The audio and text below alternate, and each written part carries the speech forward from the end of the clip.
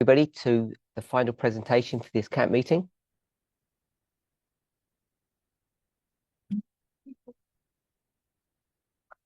Let's open with a word of prayer.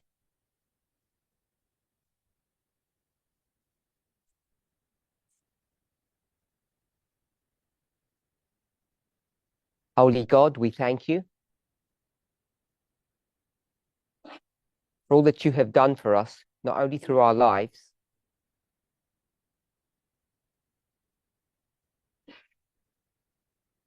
but especially here at this camp meeting. We ask that you would continue to show us the path that you want us to follow,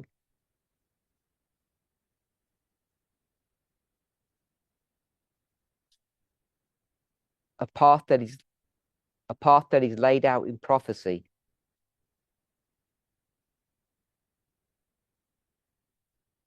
But we need to be guided along that path.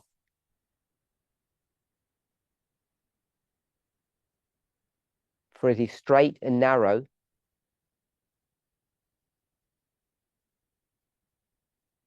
and it's a path that's not easy to follow. We acknowledge our weakness and our frailty.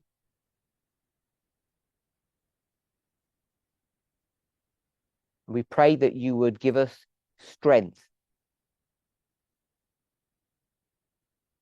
that we might come together in unity to understand your will for us. In Jesus' name, amen.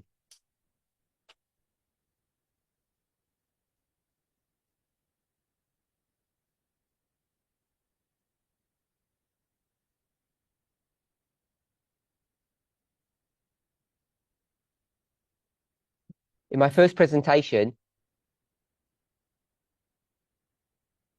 we spent our time trying to address questions that people had sent in regarding the first two presentations of this camp meeting.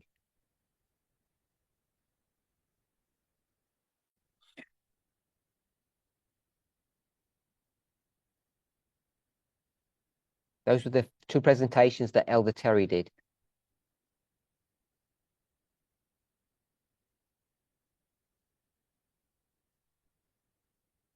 I've had further questions since then.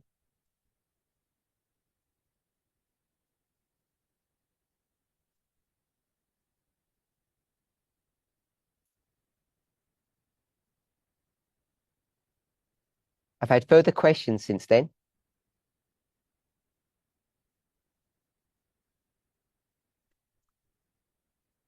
So most of the questions seem to revolve around the issue of angels that was discussed.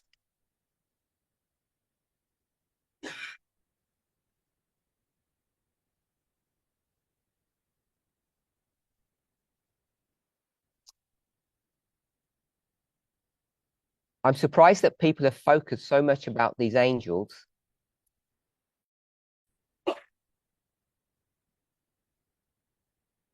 as opposed to the main elements that I think Elder Terry wanted to bring forth during this camp meeting.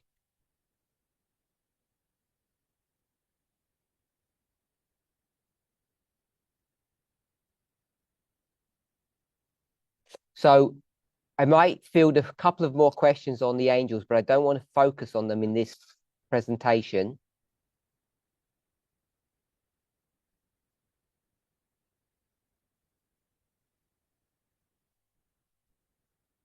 Because it seemed to me the focus of her attention was to explain the relationship between the rise of the United States and the fall of Russia.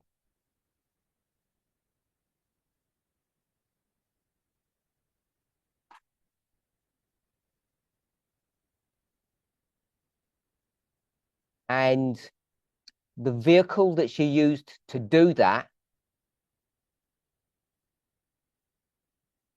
was going back to previous studies that we have done in the movement more than a decade ago.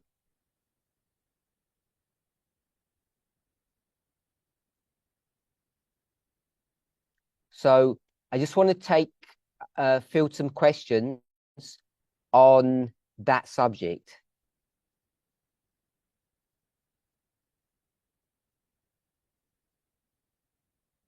So often when we do a study, we speak about first and second witnesses.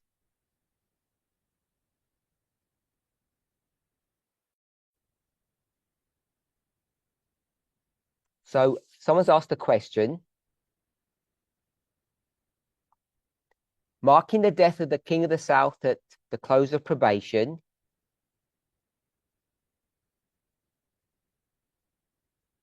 do we have other witnesses? So if I could ask Elder Terry how she would address that question.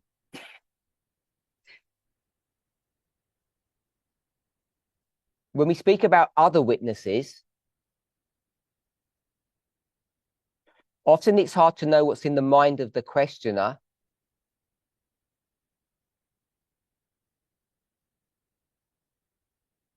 Because I guess we'd want to know what this person is understanding the first witness to be.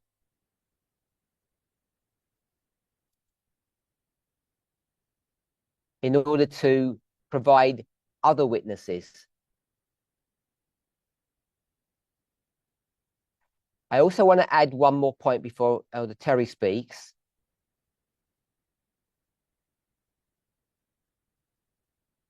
This issue about witnesses, I think many people misunderstand.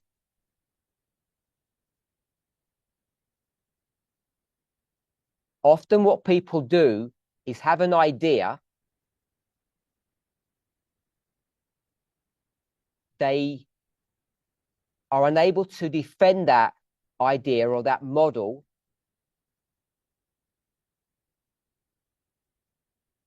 So I'll just call it weak. And in order to strengthen that, they look for another witness. And I think I've spoken on this subject many times before. Because what's the problem with that scenario that I've just laid out?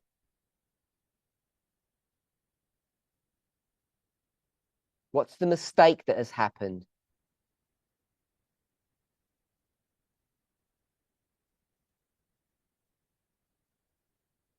Anybody remember or have any thoughts?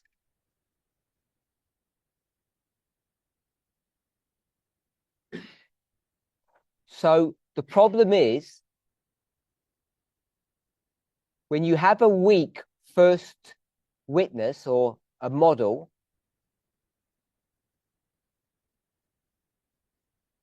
and then you try to find another, we'll call it a witness, that's the term we use.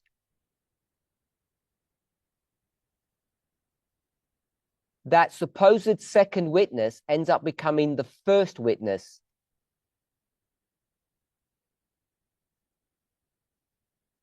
So you don't have two witnesses in the way that you think you do.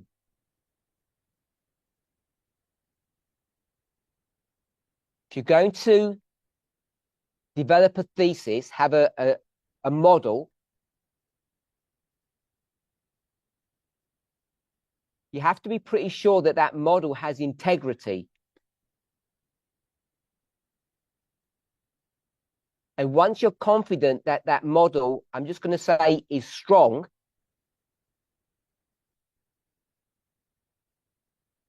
that appears to work, that becomes your first witness. And then you go to a second witness that is independent, but related in some way. And that second witness says or demonstrates the same information.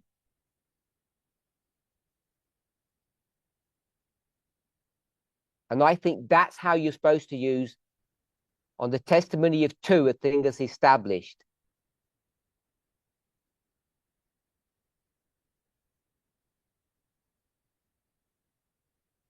What you can't do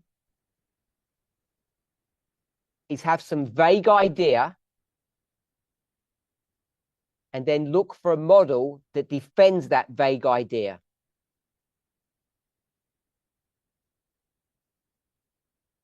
Because that defense is not a true second witness.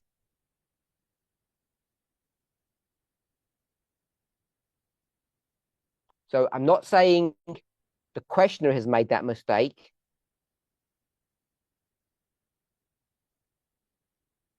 But I just think it's a worthy reminder for all of us.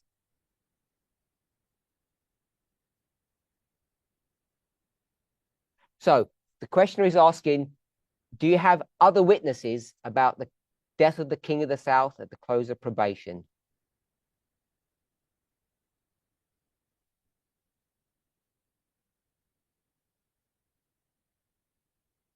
I was almost tempted to answer this one, but I'd let you. Go ahead.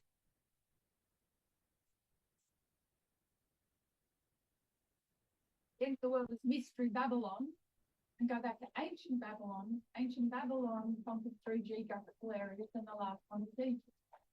So Elder Terry said that the defense was given in the presentation yesterday.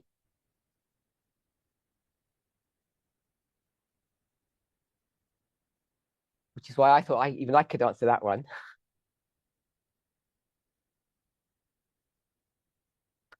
So I don't want to put words in her mouth. And I'm not saying I'm correct. But for me, the way I would approach this about witnesses and models and stories to demonstrate something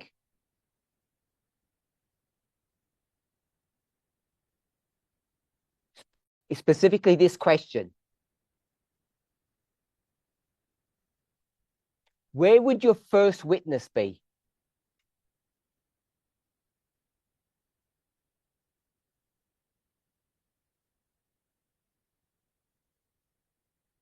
You're living in the world today and you see what's happening and you're not sure what's going on.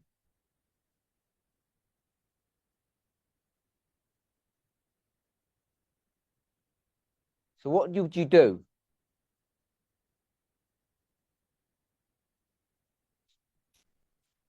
Sorry? History? Everybody said history? Any other suggestions?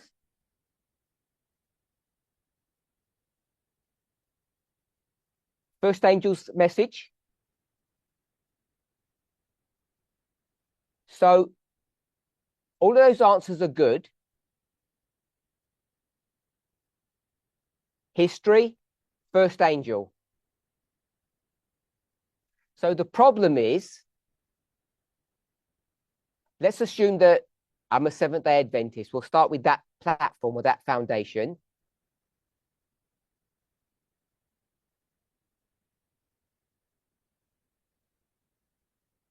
There are plenty of people who claim to be angels or have these special messages.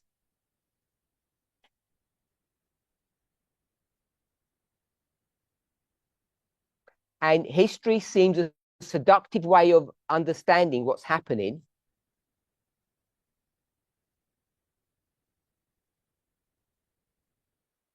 When people said history, which Bible passage have you gone to?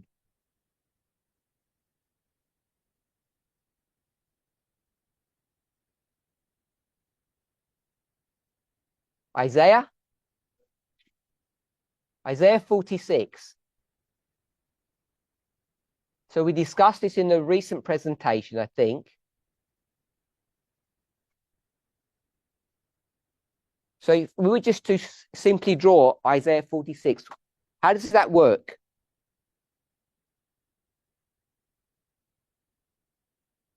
So I'll draw a line, shout out loud. So someone said declaring the end from the beginning. So that's correct, but we need to explain it in a slightly different way.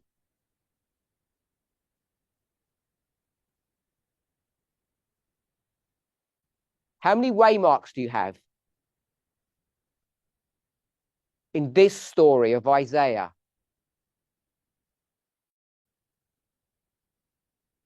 Someone said 5, 2. I remember having this discussion in France in 2019, I think, and I had the same answers.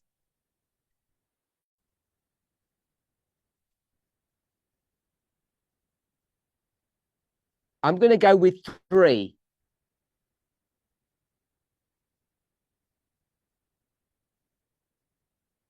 Does that help? Just say no if it doesn't help. I'll carry on. No. Okay.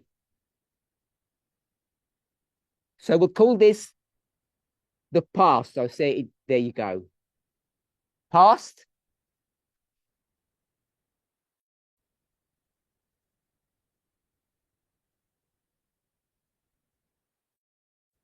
Past, present, and future. And you are here.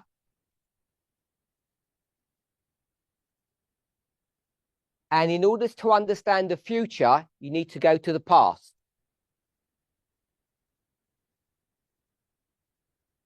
Because the end was declared at the beginning. So that's the model that we use to try to understand prophecy.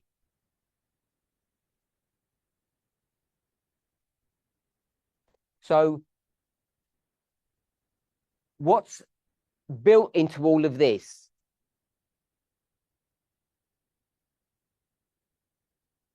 There's just another piece of information that's built into this model.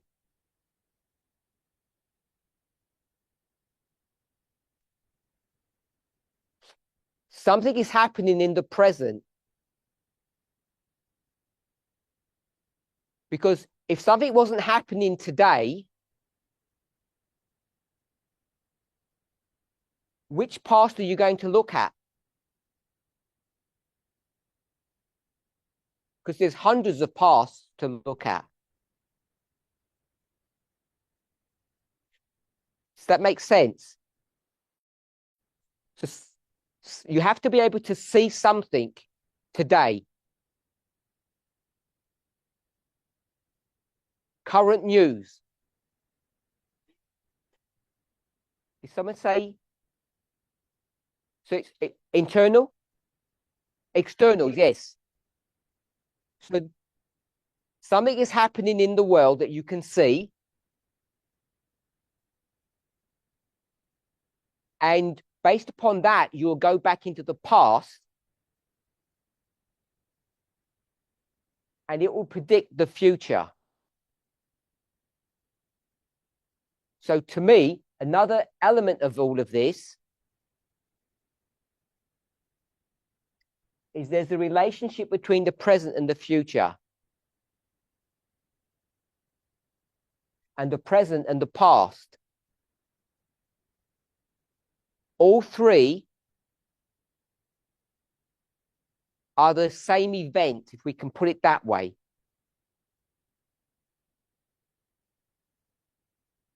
Does that make sense? So often we call this, in terms of Ellen White's writing,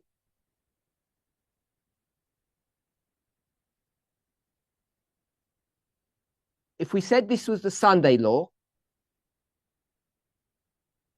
what would we call this?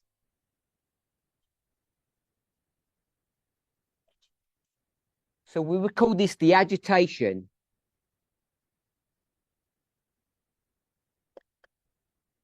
And in the movement, we've said the agitation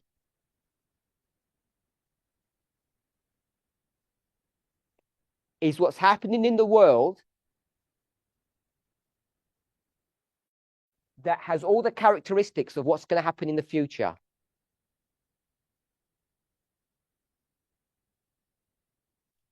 Okay, so we're living here,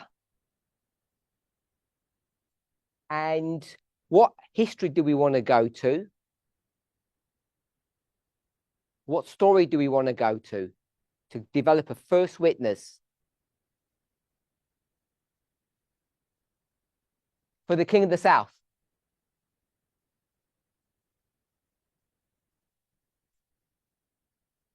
A story that has Sunday laws in it.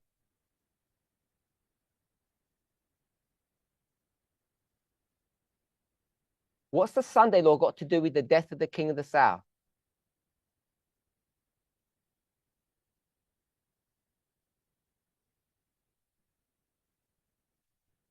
They may have the same characteristics. Okay, so I'm going to suggest that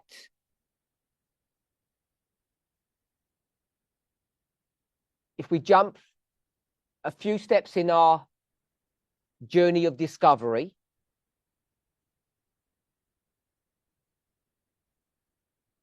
that we would go to Daniel 11. So in Daniel 11, you see a story laid out which is both a prophecy and history. And because the verses are laid out quite clearly,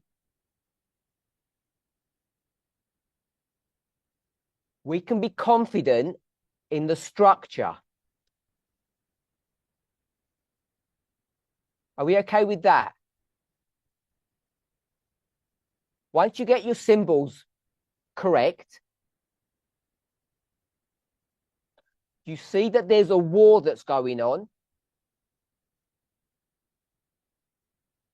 between two armies. And once that war happens,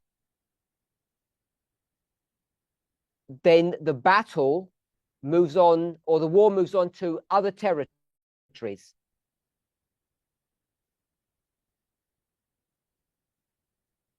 He shall also enter into the glorious land after something has already happened.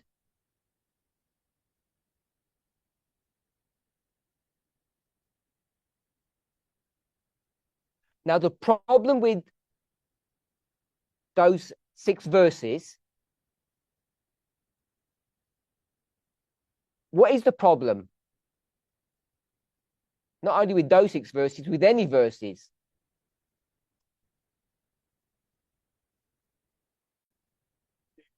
Sorry? So it doesn't give details. We know it's some history, some event, but it's all clouded in symbology. So people have got different ideas what that story means.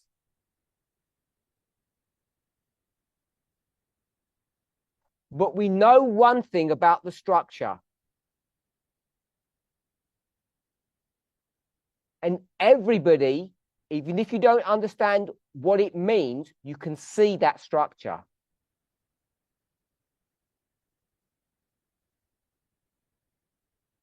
And what is that structure?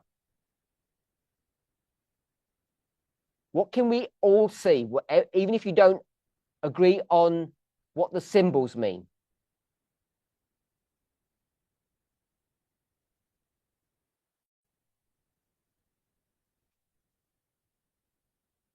If I don't say, go ahead. There's a beginning and the end. if I don't use the word structure, but I use the word steps,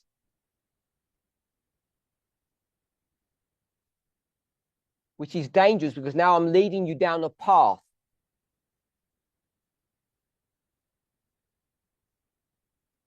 If I change from structure to steps, now you're going to get bias built in.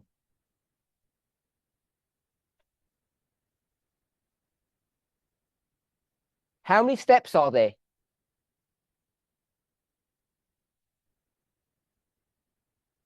How many? 7 steps. Or 3 steps.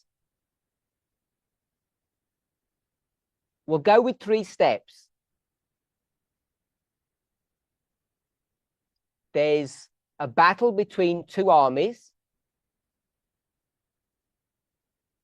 Verse 40. Once the battle is done, then the victor moves on to another territory called the Glorious Land. And when that's dealt with, then what happens? There's a third territory. And the rest of it is details after that. So what I want to say is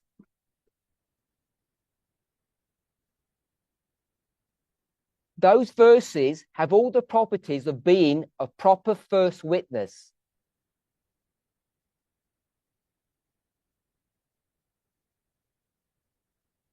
And that's what this movement has been built on.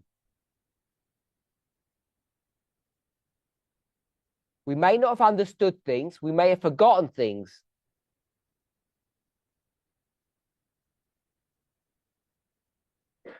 But you could go to anyone in the world and just say, read those verses and tell me what it means.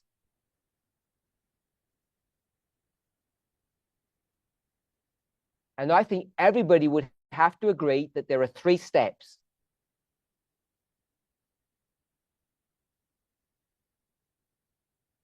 Are we okay with that?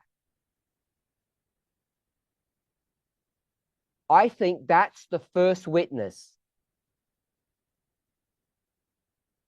Now we can guess at what those symbols mean. Who is the north? Who is the south? How do you work those things out? What's the glorious land? And what's Egypt? Because historically, Egypt is the king of the south. And so you could argue that by the time you get to verse 42, you've gone back to verse 40.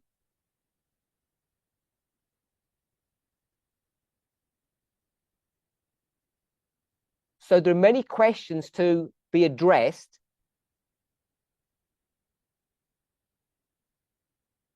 And some Adventists stood up a long time ago and said, this is what I think these verses mean.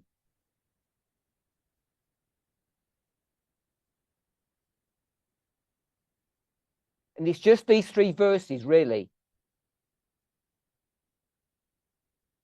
3 steps. And a group of us said we like that interpretation. It makes sense to us.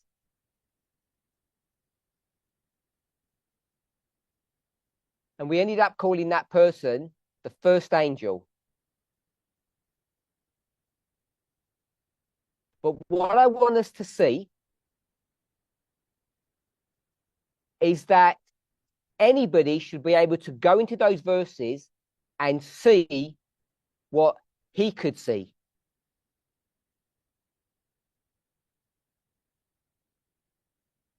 Which is that there are 3 steps. There's a power that's rising, and they're going to rise in 3 steps.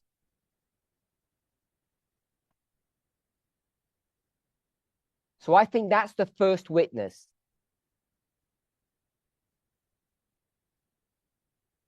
We could then go and see what Elder Jeff's interpretation of those 3 steps was.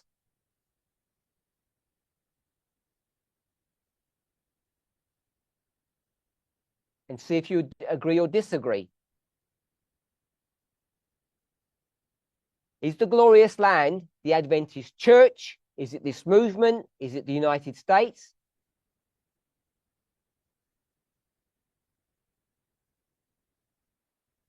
Is Egypt in verse 42 the same as the king of the south in verse 40?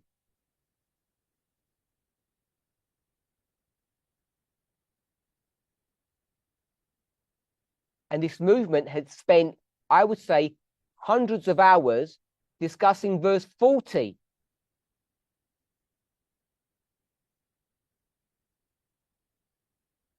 And try to understand how that verse works. Because the verse itself can have various meanings.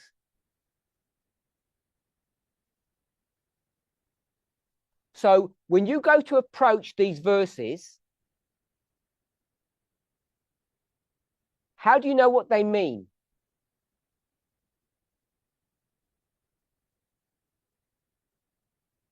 The Millerites looked at those verses and they said they mean this.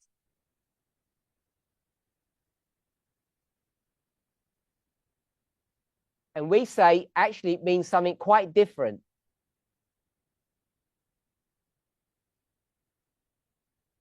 Why have the Millerites and us come to different conclusions on these verses?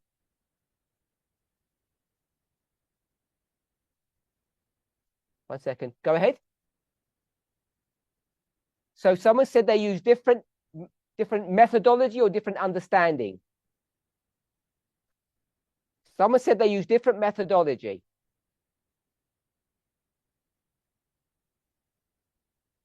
I thought they used Miller's methodology, which is what we borrowed from them. So I'd say that they use the same methodology.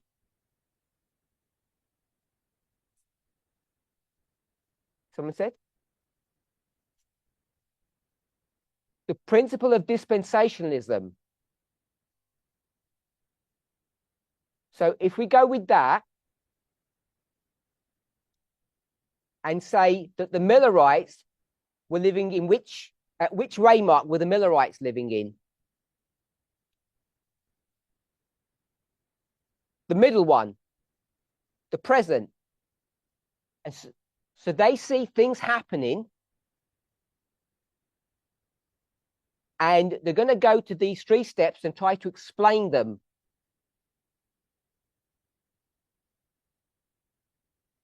So that's the methodology that they used. And they came with one conclusion. Now we live in 200 years in the future.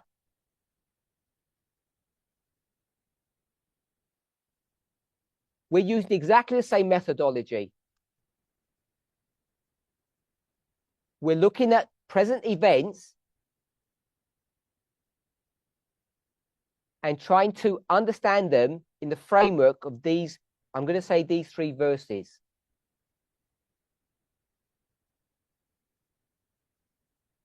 So it's easy to look at the Millerites' work and say, oh, look at the mistakes that they made.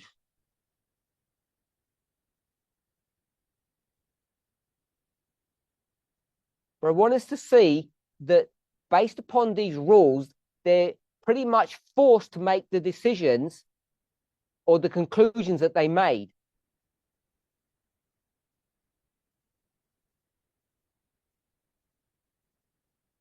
You've got no other option, really. So if we agree, hopefully, that that is our first witness,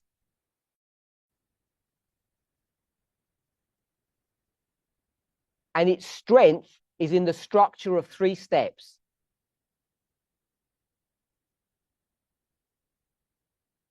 And even if you don't know what the symbols mean,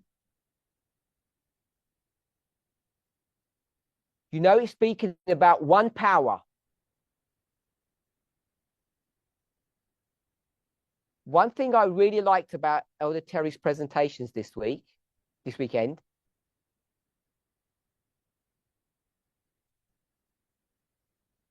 is when she went through the Bible verses, she said, check the pronouns.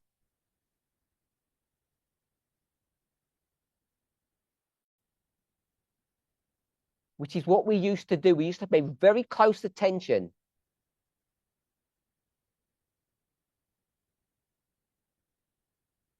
And in these three verses, it's really easy to do. Because you can see it's the same person being spoken of from 40, 41 into 42.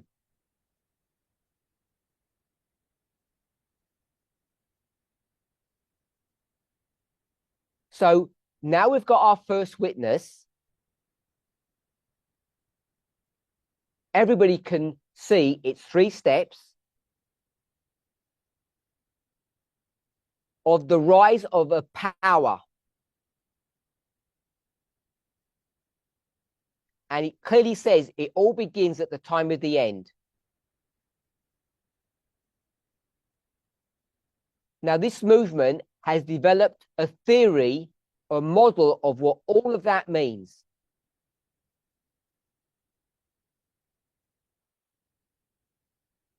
That takes you from 1989 to the close of probation. So we've done all of those 6 verses and into Daniel 12.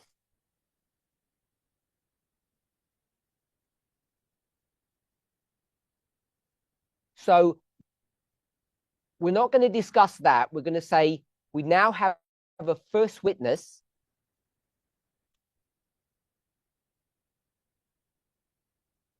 that speaks about the rise of a power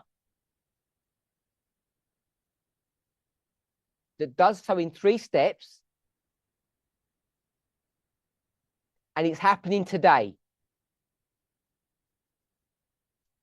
I think that's how we should build witnesses.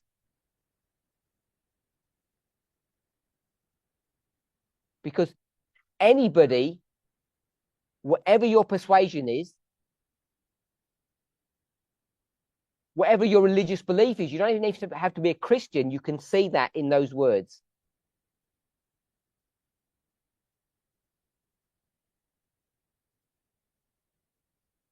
We've taken it one step further and explained, I'm going to say all the symbols.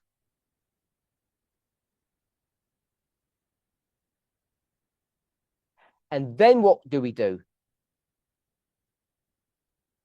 We've got these 3 steps. We're going to say what it means.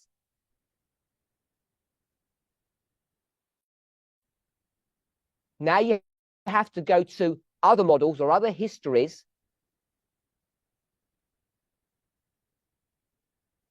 to try to defend or explain this story. Defend it, not explain it. Defend it, not explain it. So then you have to take Isaiah 46 and you have to put yourself into another history. You have to become another person.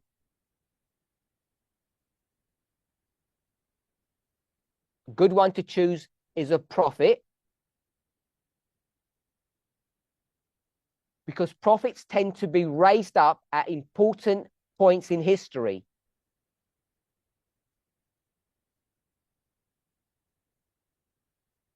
Ellen White calls them turning points.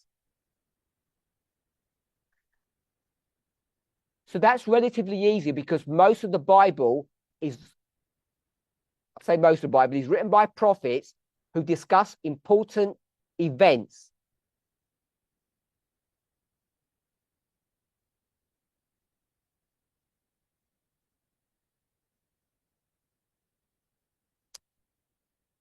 So having said all of that,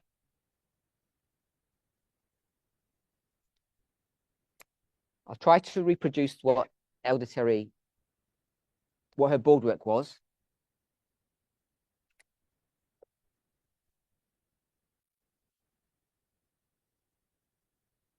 I'm going to do it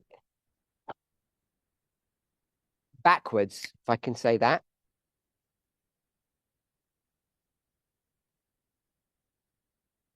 So this is the, I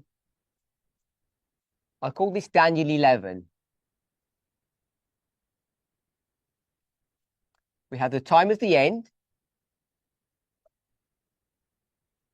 And then we have 3 steps. 2 more.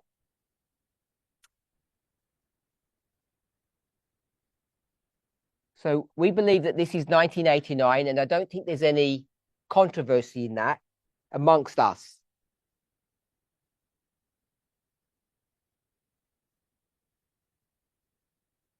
And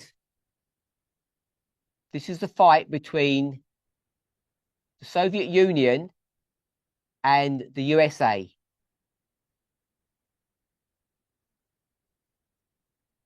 So that's verse 14. The next verse says the glorious land.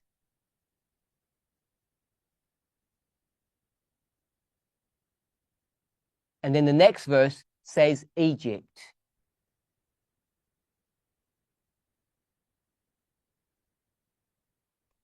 So we're all in agreement, even the person who's asked the question, that this is the USA and this is the world. And maybe we need to be a bit more specific to define what the world means.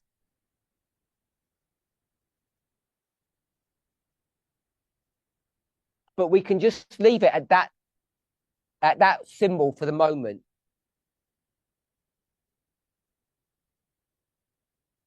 So after this fight between the Soviet Union and the United States is finished,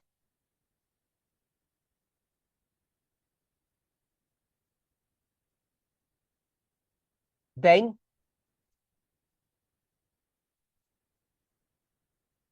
we'll call it the King of the North and the King of the South. The King of the South, after dealing with, so the King of the North, after dealing with the King of the South, then turns its attention to the glorious land, or the USA.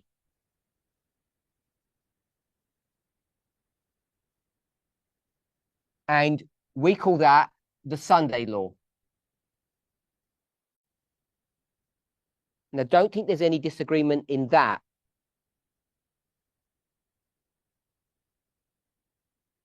So if you go to the Time of the End magazine,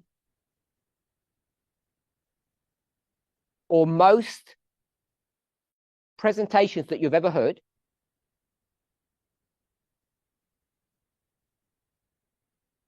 it says by the time you get to this, which is verse 41,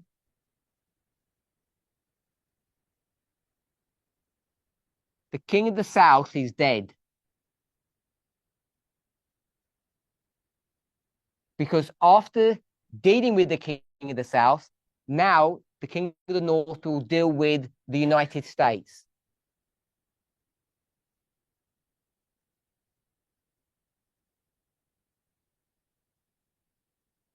After completely destroying the United States,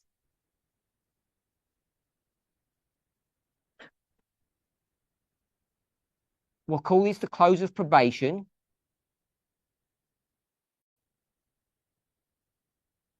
Then the King of the North is going to turn its attention to the world.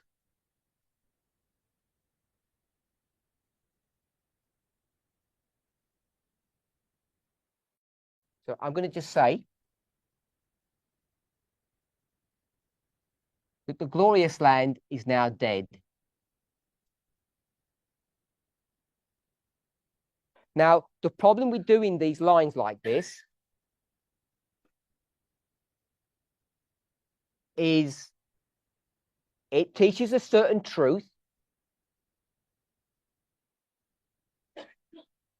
I'm going to say that it's correct, because that's what these verses teach. But we recognized a long time ago that some of these events occur concurrently at the same time.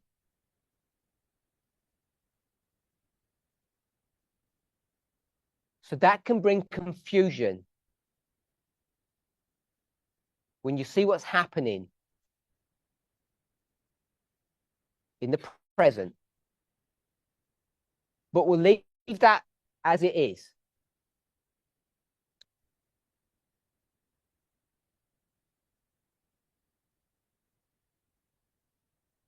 We have one more waymark, which we call the second advent. And that's when the controversy ends, at least on this planet.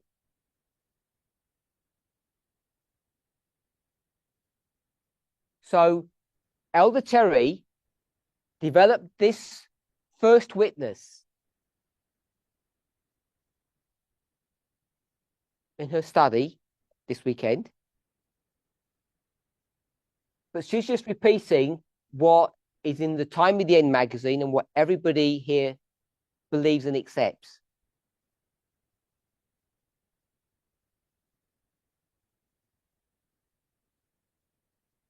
But then she said, let's find some witnesses to this, some other witnesses. And these were not new. She took us back to studies that have been done a long time ago.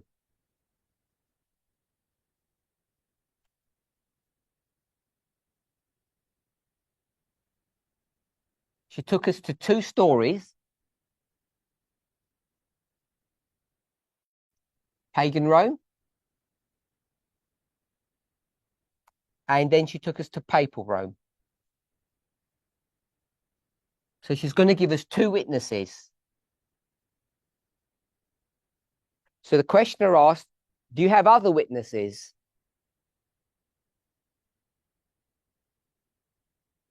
And so they're the two witnesses that she gave. So I know the questioner, and I know that they're intelligent.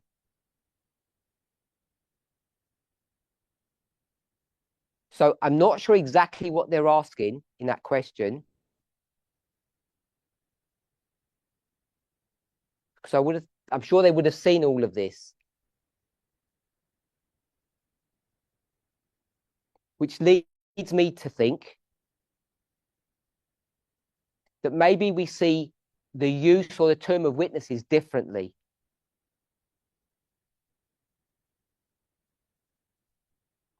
Which is why I spent a long time, because Elder Terry gave the answer within about 30 seconds.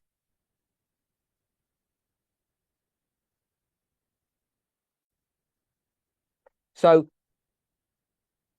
I'm just going to repeat what she did. Pagan Rome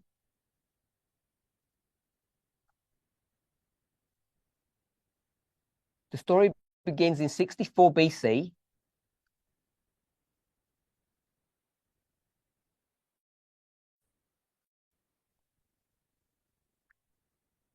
It then goes on to 63 BC.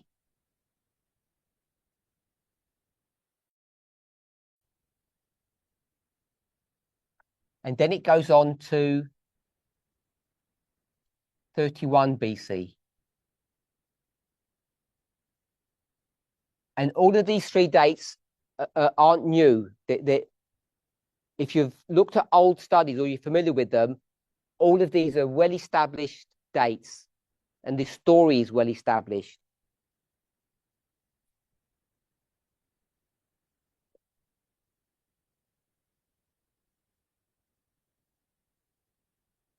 So the way we tell the story, which is how she told the story,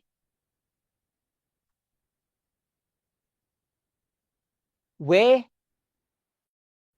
in all of these stories do you begin to rule? I know I've jumped ahead.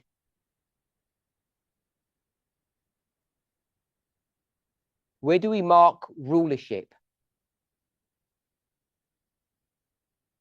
At which waymark? We've got 4 waymarks. Shout out the number. Everybody agree number 3? Yeah. So we'll put a crown here. That's where we mark complete rulership. So what is confusing people, I'm suggesting,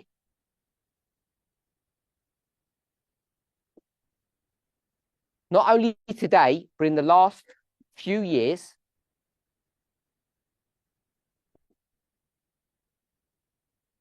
our focus has been on a very specific piece of history.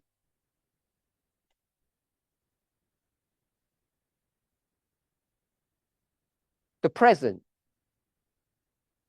And it's this little bit of history here without defining what the beginning is.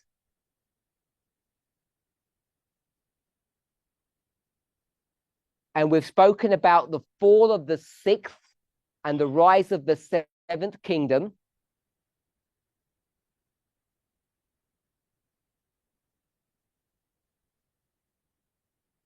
And the way we've taught that, it sounds like what? What does it sound like when we talk about, oh, this crown here,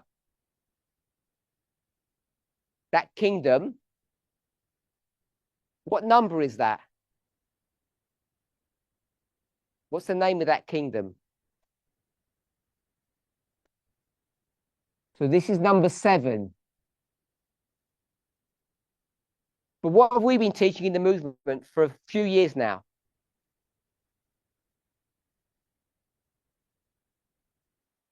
It's more than a few years. It predates Elder Tess's arrival.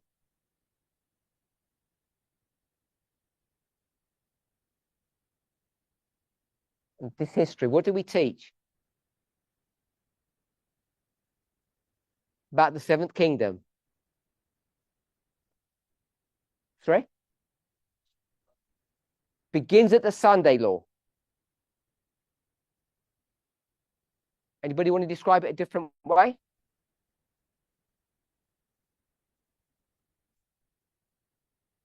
Speak loud. So we've done things like this for the 7th and the 6th. And when you do things like that, what settles in your mind is that that crown isn't here, but it's here.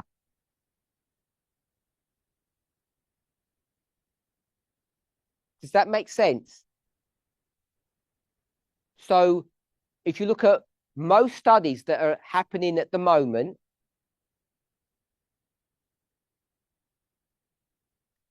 I said that this rise and fall of the 6th and 7th predated Elder Tess's studies, and it did.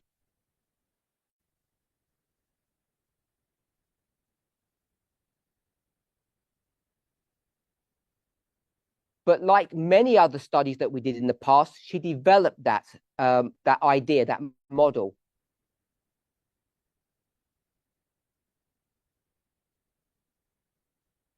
She reinforced and established it to such a degree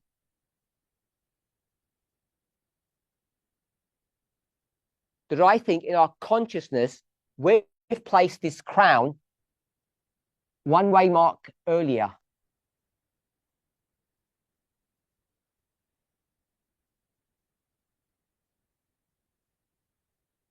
And we can't say that that's wrong.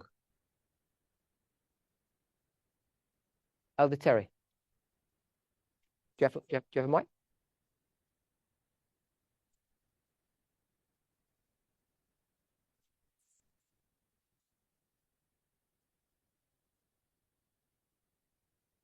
So Elder Terry's just added something.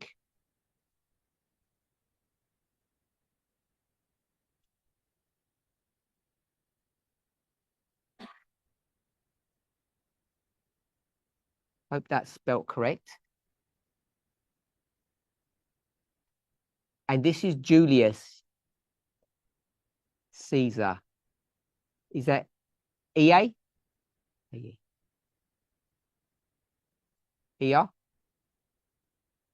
AR? So this is Julius Caesar,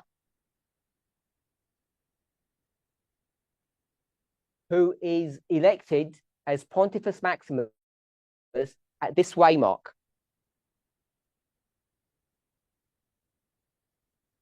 So all I'm saying is, when we taught the Seventh Kingdom comes to its pinnacle at, we'll call it the Sunday Law.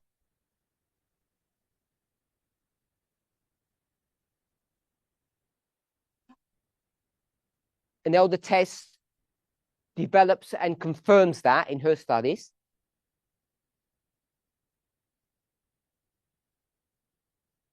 And therefore it becomes a truth that's well established in our consciousness.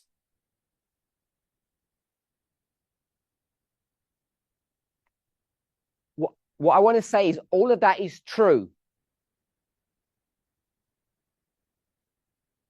And what Elder Terry just added here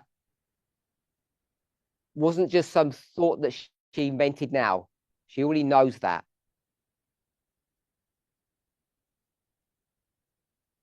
So all I'm saying is there is a validity to move the crown here.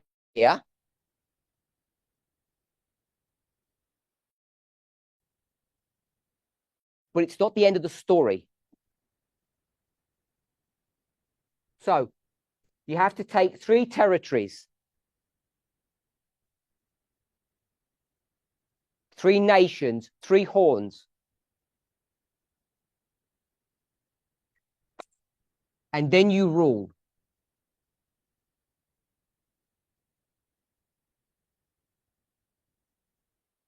And she gave us the date for that rulership.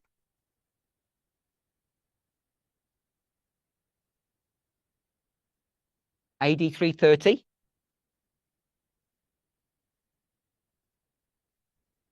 And that's 360 years or a time.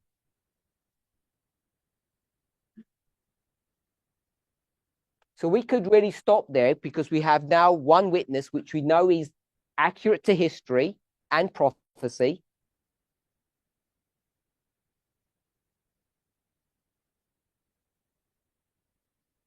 But she gave a second one because it has all the same elements.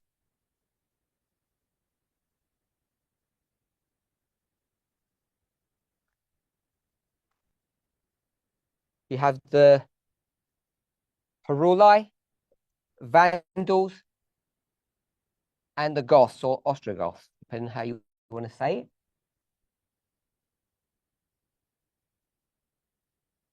3 horns. Then you get the same model. This is AD 1798. And this is 3.5 times. Or 1260.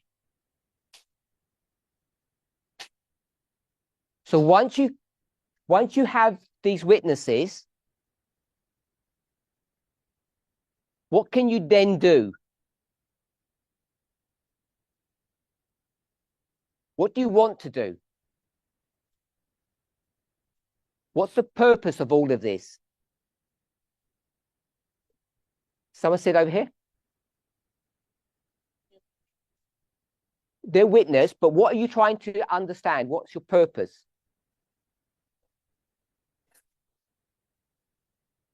One second. Go ahead.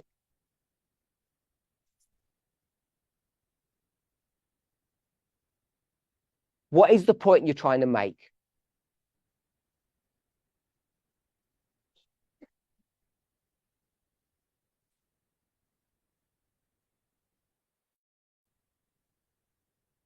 Okay, I'll go with that. Someone else? Pattern? So what I would suggest, we've got events happening. We want to try to understand the events.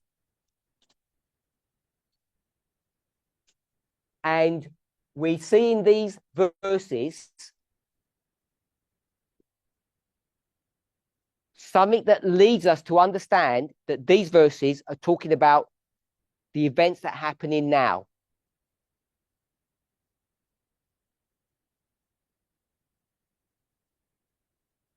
Some Adventist stands up and says, I think it means this, what we've drawn on the board.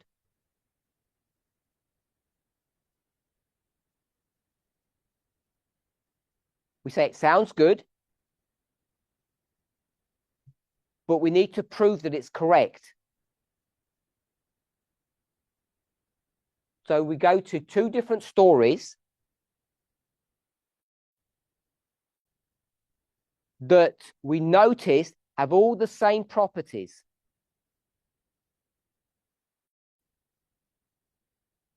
The properties is 3 steps plus rulership. So once you've developed these, what you can then do is go back to the story that you want to understand and fill in some gaps, or be certain about what your initial thesis, or I don't want to call it a guess, but your initial thesis was, your initial idea.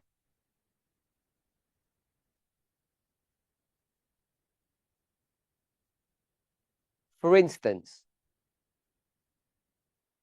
is the glorious land the church or a country?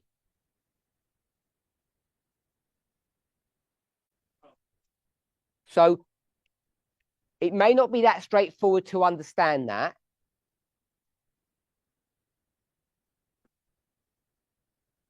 Because in ancient Israel, they were the same thing. And that's why when you try to understand the symbology today, it could become confusing.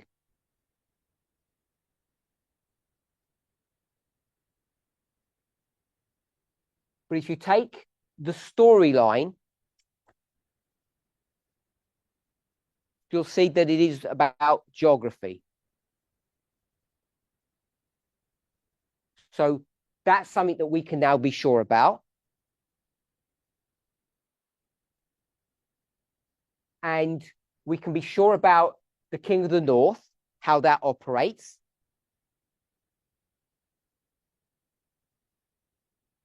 And we know when the rulership begins and ends.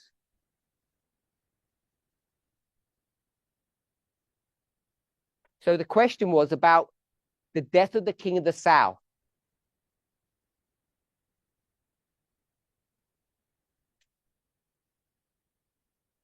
Did you want to say anything more, Elder Tree, that that's on there? The death of the King of the South, other witnesses.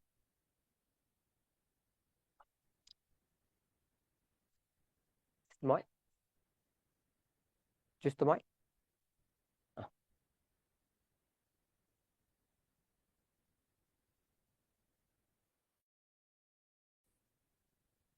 Yes, I studied just bones. There is detail on the Ptolemaic kingdom, what shared.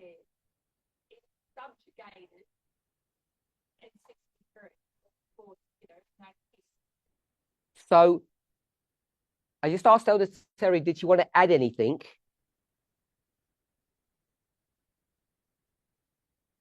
And what she just explained was the following. That if you take the story of pagan Rome, because it has Egypt, literal Egypt, and I don't want to call it symbolic Egypt, but there's symbology attached to all of that, of course.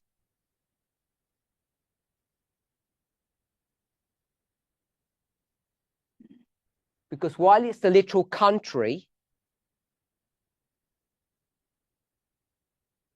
it's also Greece.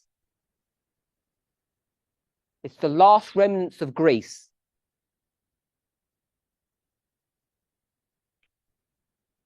Are people familiar with that? I think Elder Terry mentioned that in her studies.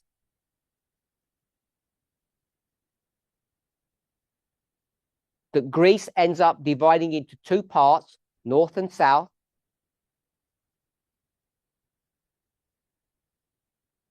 The Seleucid Empire in the north and the Ptolemaic Empire in the south.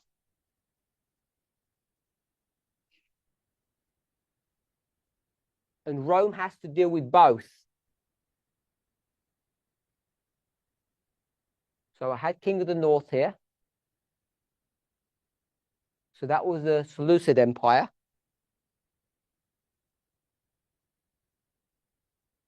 And what's so good about this witness, when we used to teach it, and she reminded us of this,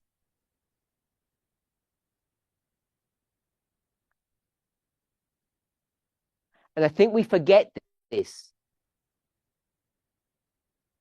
We think this is all about MAGA, which means it's all about America.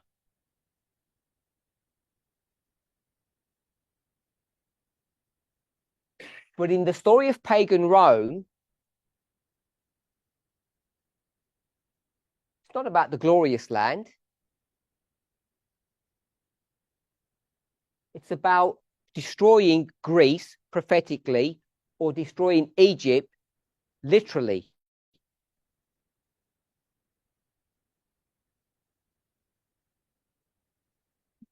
And the only way you can do that logistically is to go through the glorious land.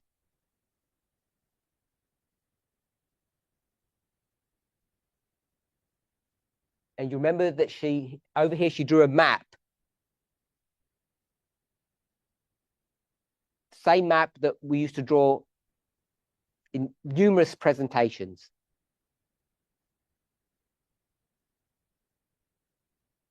In this story, the focus is at the end here. And I'm not saying our focus shouldn't be at the US Sunday law.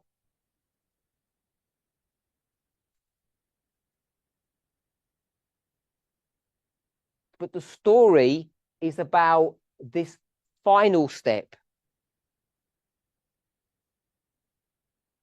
The one thing we know, but I think we've forgotten, is our whole idea about this history here. I'm going to say is distorted. Because we don't call that rulership, do we?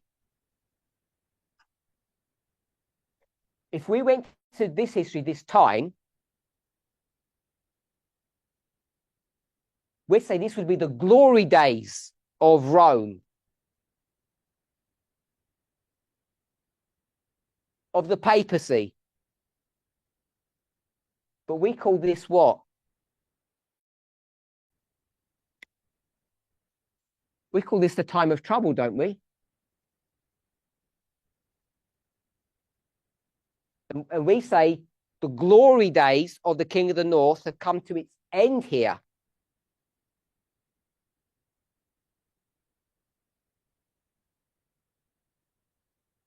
So, to answer the question, I think other witnesses were given.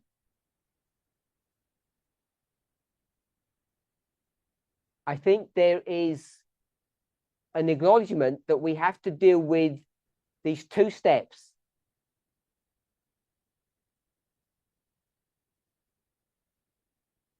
And what I didn't write here, but Elder Terry said,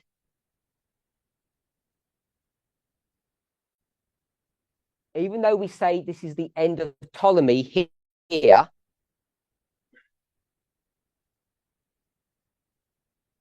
or the Ptolemaic Empire, let's put it that way,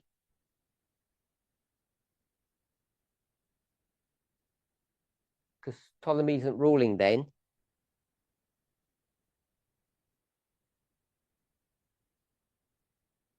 But there is engagement with Ptolemy, with his empire, way before here in Egypt. It's happening in this history too. Yep. The struggle between Rome and Egypt, as Rome, the fourth kingdom, destroys Greece, the third kingdom.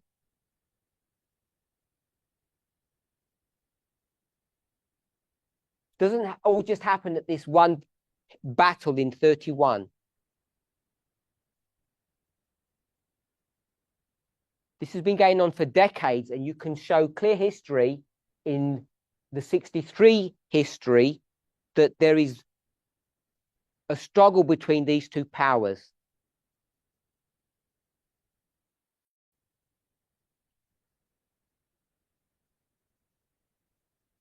So if you know that history,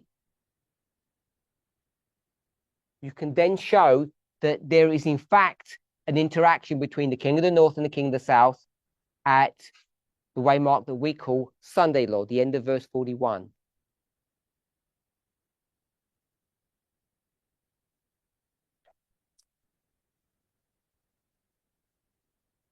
Okay, so another question.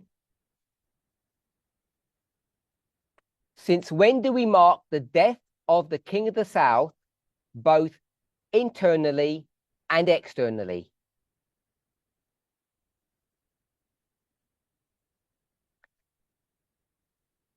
Hasn't the death of the king of the south always been in relation to the king of the north?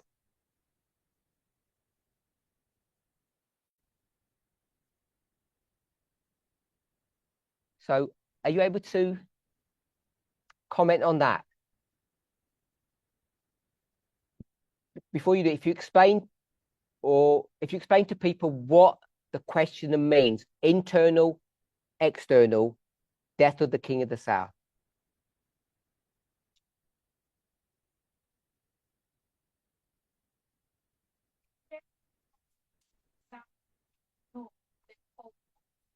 So I'll just repeat what she says because we'll have run out of time. When we discuss the king of the south, we go ahead. We can compare that king with the king of the north.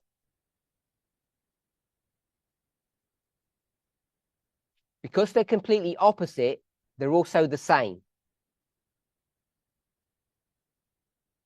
They share the same characteristics. So we could go through this same discussion, but talking about those two kings.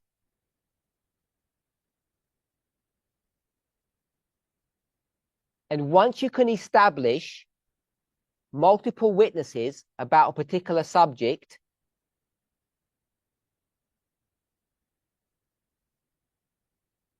you can borrow information from one model and lay it on top of another model.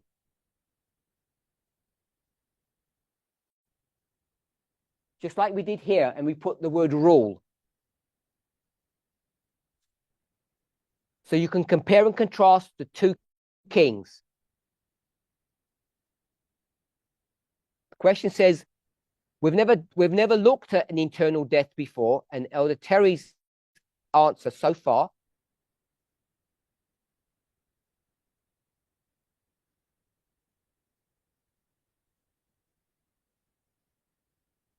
we may not have focused on that before,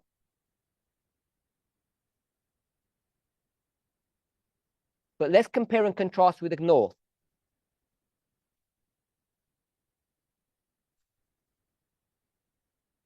So the king of the north battle is within and external. The king of the south has the same dynamic. So we all know by now, when we speak about what the King of the North needs to do. It needs to also enter into the glorious land and then move on to Egypt. It's on the board. So this grey mark here that says Sunday law,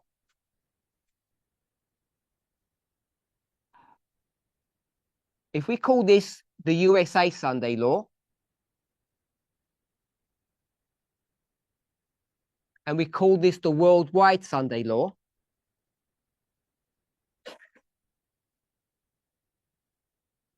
then the King of the North is taking down or subjugating the glorious land, United States.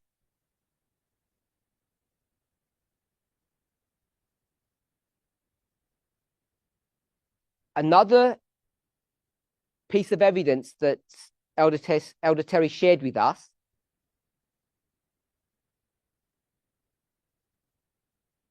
was this story here. So we know that this story ends here and this one begins here.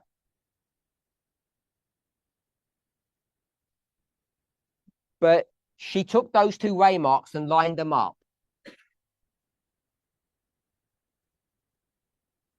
Remember, she did that.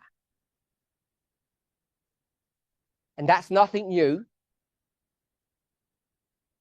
Took us to Revelation 13 and spoke about the rise and fall of nations. So who's falling?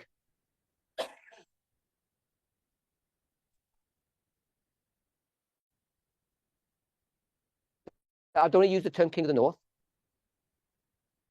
Papacy. And who's rising? The USA. Now, she went into a lot of detail in the symbology to demonstrate that.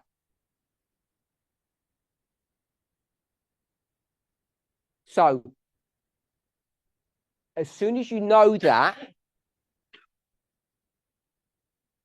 I'm working backwards, by the way, because what you're supposed to do is work in the present, see what happens, or see what's happening, work out a witness, which comes your first, and then look for a historical second witness. And those historical ones should almost always be prophetic as well.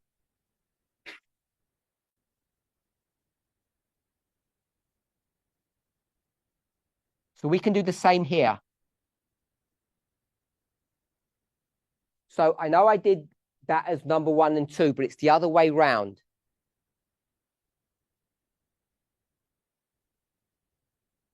If we're going to talk in terms of witnesses.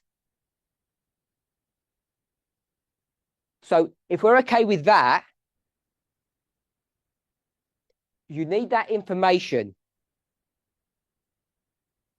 because people in the movement, some, have a misunderstanding about the role of the papacy at the end of the world.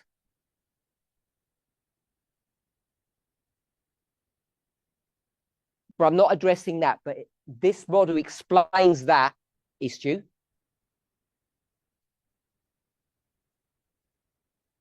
Why do we need to know this? What does this tell us?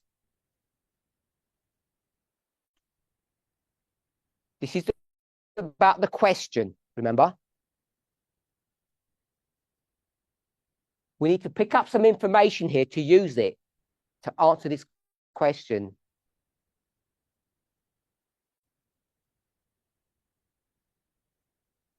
This model here, what's the title? Or the subject matter? It's a story about whom?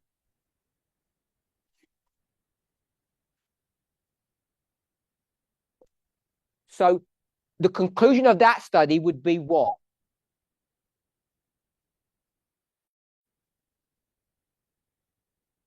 In our history, the king of the north is whom?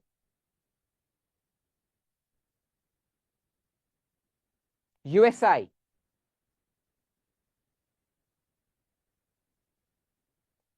I don't think we had clarity on that in our early development in this movement.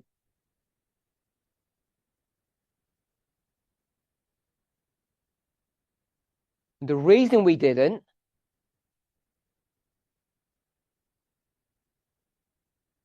is,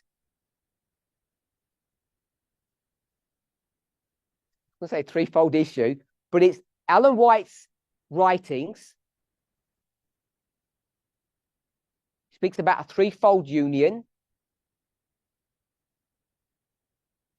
It's Elder Jeff's understanding of these verses.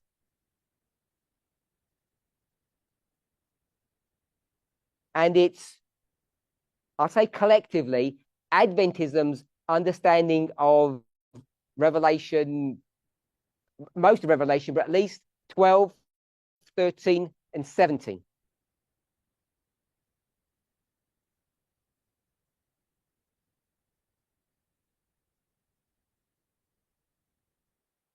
I don't think it's new to say that the king of the north is the United States. But I think we needed reminding of that.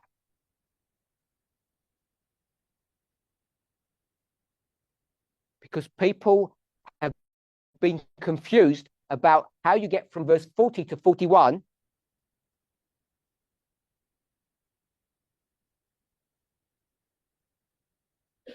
and magically the king of the north changed from the papacy to America.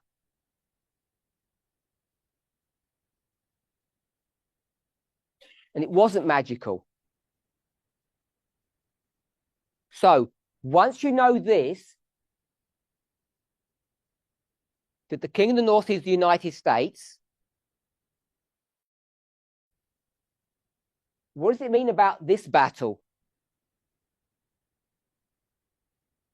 He shall also enter into the glorious land.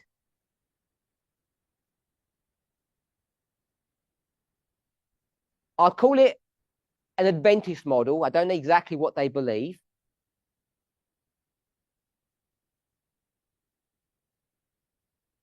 But this is not Catholicism getting involved in the United States and making them have a Sunday law. Forget the Sunday bit. It's not an external power coming to destroy America. Because we know it's the king of the north that does that destructive work.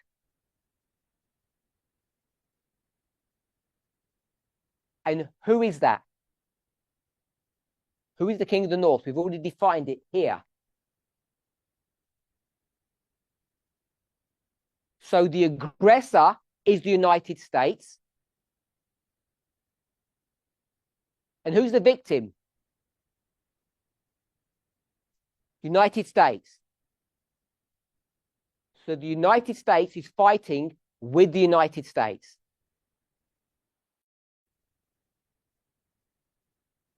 So we can call that a civil war, or the term that Elder Terry used, internal.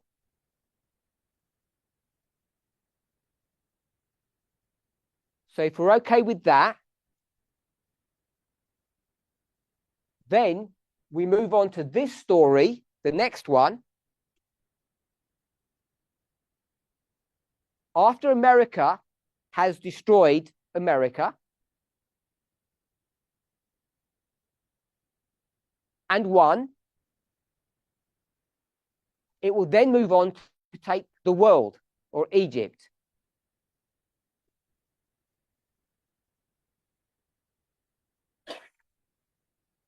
Am I okay to put, with respect to this one, to put internal and external?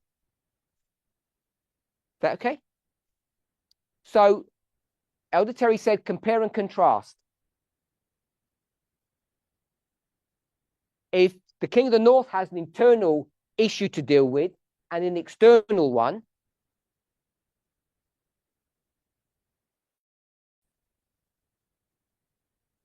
she's saying the King of the South does.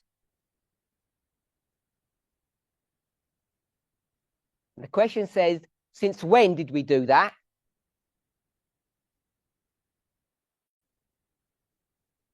The answer is as of yesterday.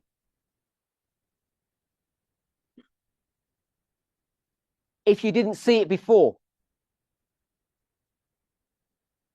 it's not something new. It's just something that people haven't noticed. Elder Terry.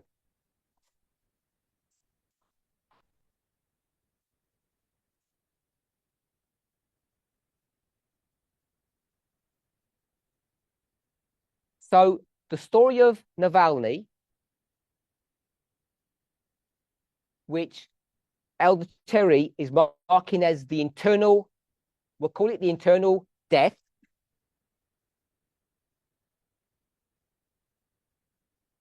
Even though Elder Tess had mentioned this person and their role in Russia,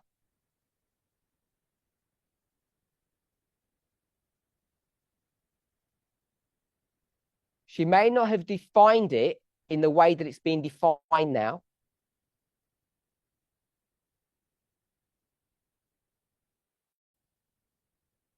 But Elder Terry is saying she didn't just pluck up this story by herself.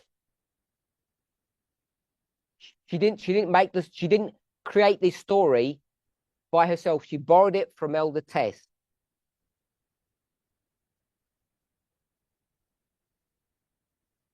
But what she has done is taken a news story about someone significant in Russia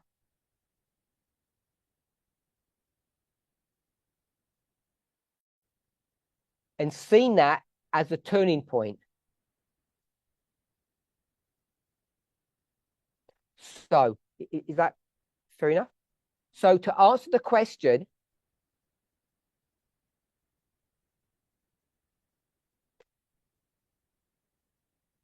we haven't always looked at an internal death of the King of the South.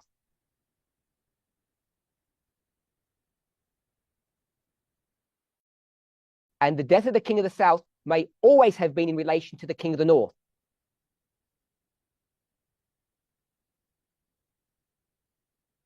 So I want to just take those two thoughts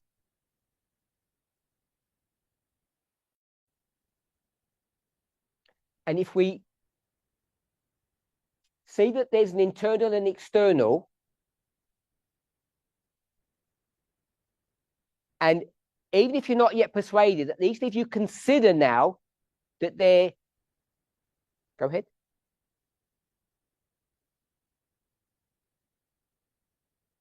That there's the potential legitimacy of requiring an internal and external death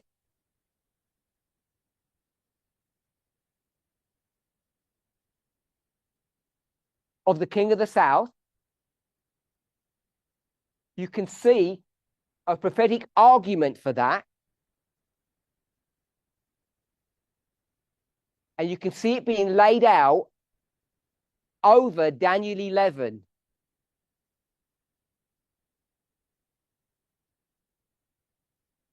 So for sure, it may be a new idea.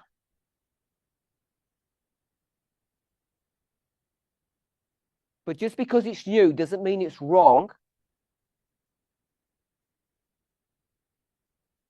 And maybe it's just something that we haven't noticed. What we're required to do is look at the integrity of this line as it's being drawn.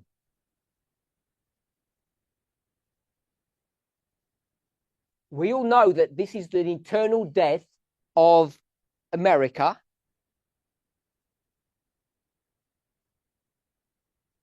We'd call it civil war. That's why it's internal. And the question is,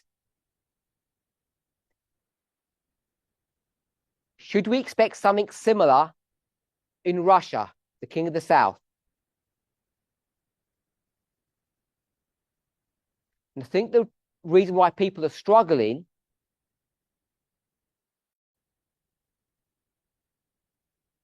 is because the Time of the End magazine seems to indicate that the death happens at this waymark, number 2.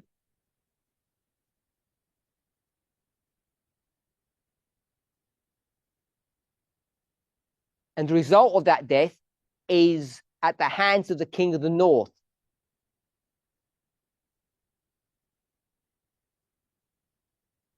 And I think even though Elder Terry didn't take the time to explain that, you can have a narrative to show that.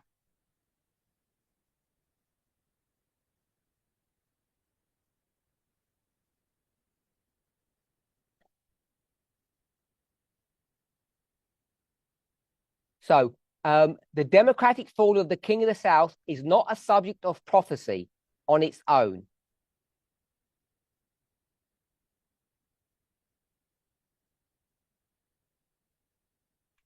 Maybe I'm going to answer that. Maybe I'll answer that one. Who says it isn't? Who says the internal fall of the Soviet Union is not a subject of prophecy?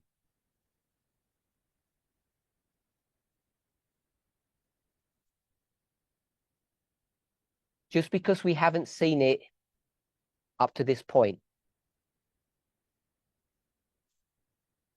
Go ahead.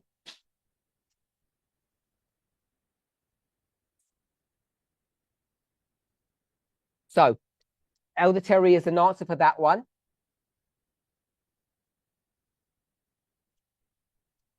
The democratic fall of the King of the South is not a subject of Bible prophecy.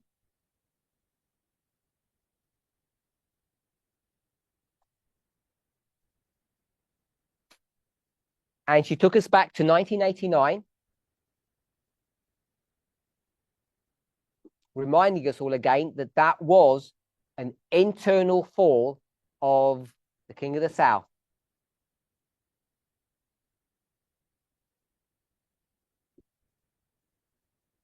Okay, so hopefully that's answered. I'll quickly try and do more. I know we've run out of time.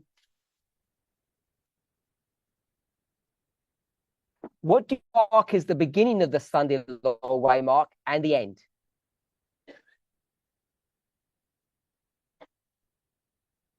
So I presume that means this waymark and this one, the beginning and the end.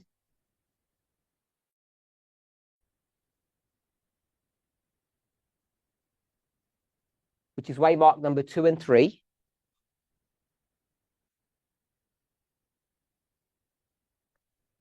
What's the marker for with respect to the King of the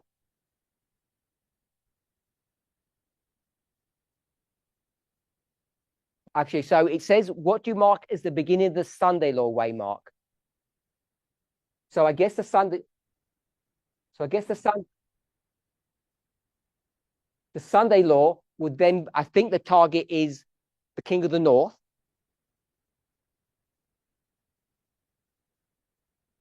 We'll do both. From the perspective of the King of the North, how do we mark this Sunday law? July 18? The RNC? And the King of the South?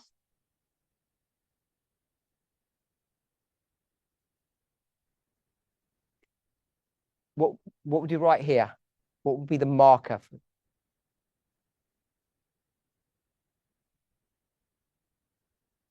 The death of, okay.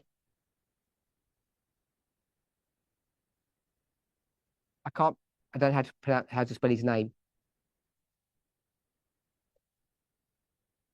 EY? Say it. NAV.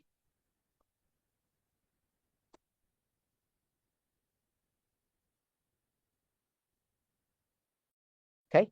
And the Munich.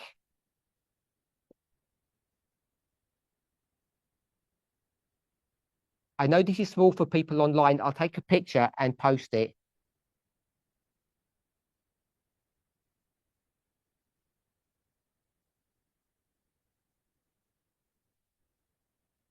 So people can look at these two and find out details about that.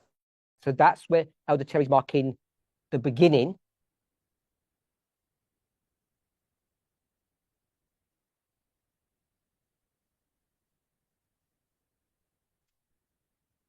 And the end.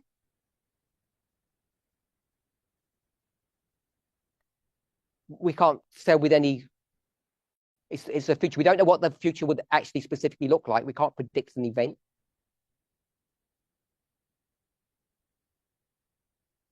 Say it again. We won't know that till.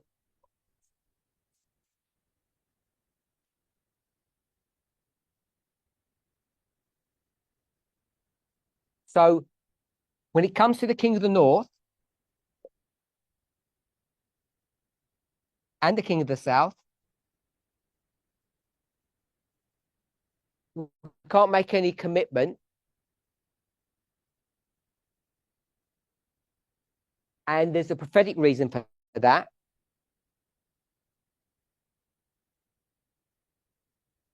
She says that the loud cry, she used the word formalization, we'll be able to see the end. So we can't define what the end is yet. Or she can't.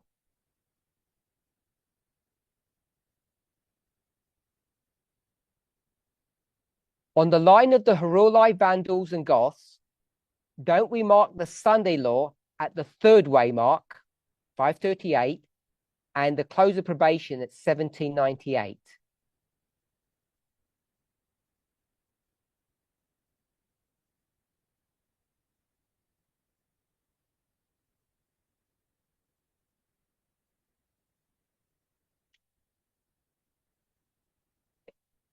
That model that he's speaking of,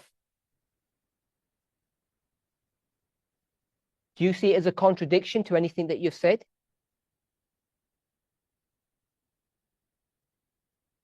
So Elder Terry agrees with that statement, that explanation. This is 538. And this is indeed the Sunday law. Then it says, and he shall come to his end.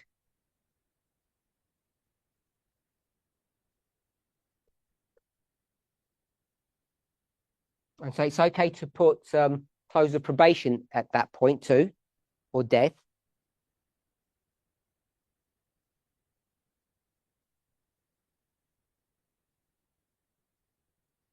The question was close of probation for whom?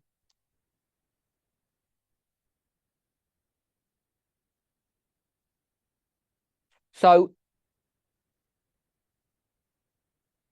she's not going to take the time to, but Elder Terry can answer that specific question. It's not phasing her out in any way.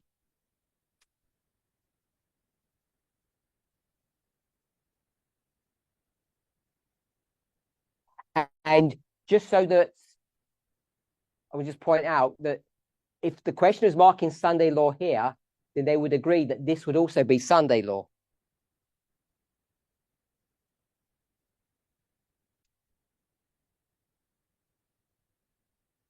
So I don't like throwing questions back at people like that.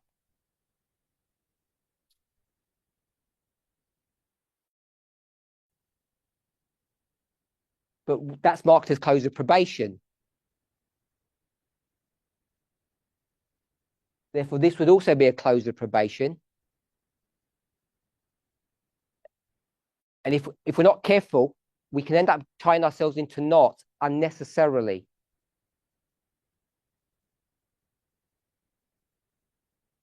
And to me, this was the sort of the punchline of all of this. This is where the disagreements are. To make this application, what is this application? Which line? This one, Daniel 11. To make this application,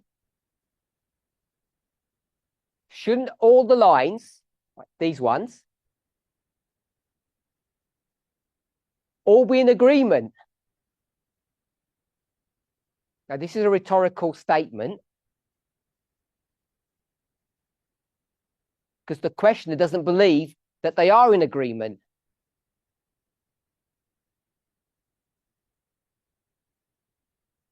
And obviously, the only reason these were brought up by Elder Terry is because she believes that they are in agreement.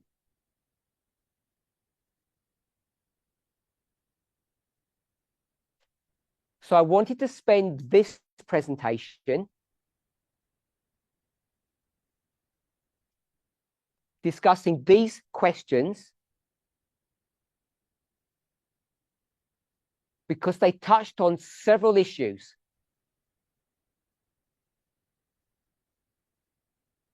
How a competent teacher in the movement can look at these lines and say they're not in agreement. And Elder Terry stood up and said, not only are they in agreement, but they're the defense of this line.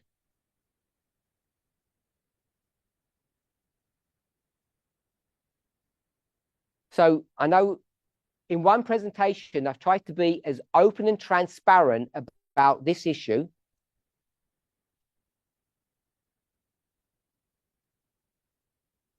So that everybody can see how different people see things.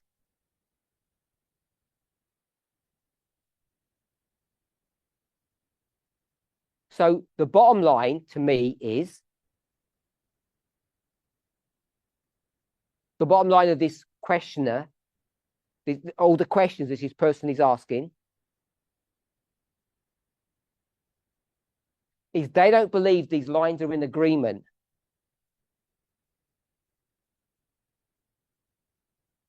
And we've tried to work together in this study to see if, I'll call it an accusation, I can't think of a softer word, to see if that criticism is valid.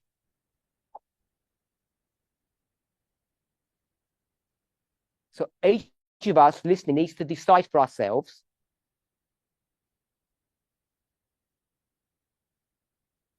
where has Elder Terry gone wrong in these two lines, these two witnesses?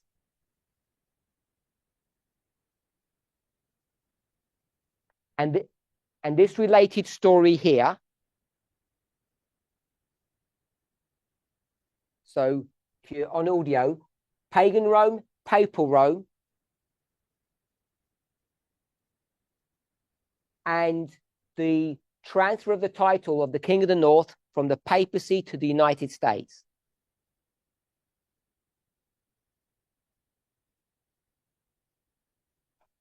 Have a look at what she's laid out and try to pinpoint where you believe the mistake is.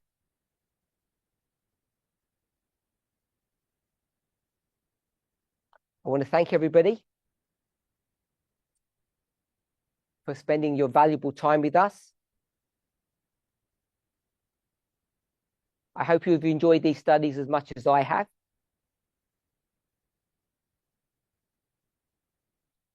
I hope you've all been blessed. And if you're not educated, at least challenged. I hope at least some of your questions have been addressed, even if you don't like what the answers were.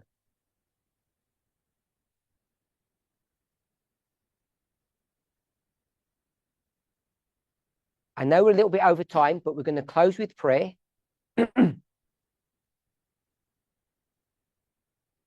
And as we close these series of meetings and we close our camp, we're going to have a congregational song.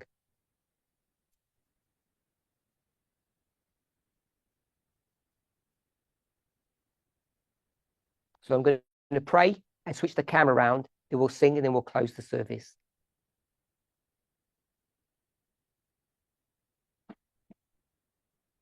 Let's pray.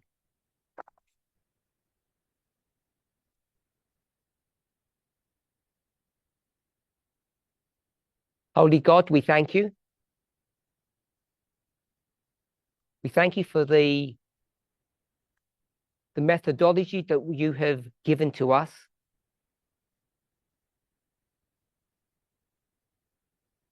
For our ability to think independently.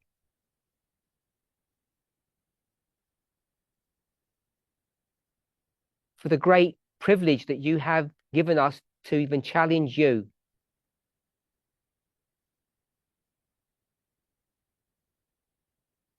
As we study your word, as we look at the events in the world today, help us to be able to apply the correct rules to understand what's happening.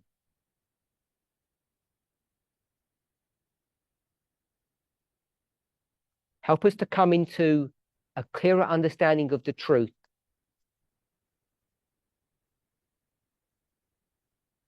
As we do that individually, we will come closer together. We thank you for this privilege. In Jesus' name, amen. So if everybody